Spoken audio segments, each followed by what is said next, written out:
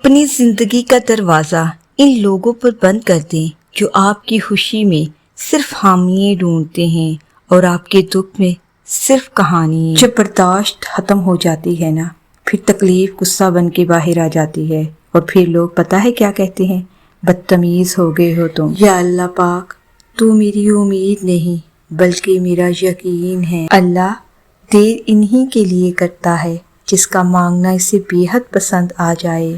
قسمت کا لکھا ہی اگر سب کچھ ہوتا تو اللہ کبھی بھی ہمیں دعا کی توفیق نہ دیتا۔ زندگی بھی کتنی عجیب ہے، جو ٹیڑھا ہے اسے چھوڑ دیا جاتا ہے، جو سیدھا ہے اسے ٹھوک دیا جاتا ہے۔ انسانیت وہاں دم توڑ دیتی ہے جب ایک انسان کی مصیبت دوسرے کے لیے تماشا بن جاتی ہے۔ مایوسی ایک دلدل ہے، آپ اس میں پہلا قدم رکھتے ہیں، دوسرا قدم آپ کو نہیں رکھنا پڑتا، کیونکہ دلدل کو ہمیشہ پہلے قدم کا ہی انتظار ہوتا ہے۔ جن کے بڑے آپ کے دشمن رہے ہوں، ان کے چھوٹوں سے کبھی اچھائی کی امید مت رکھنا۔ کسی دانے کا فرمان ہے کہ کبھی بھی ایسے شخص کو اپنی زندگی میں دوبارہ جگہ نہ دیں جس نے آپ کے کردار، مالیت یا تعلقات کو نقصان پہنچانے کی کوشش کی ہو۔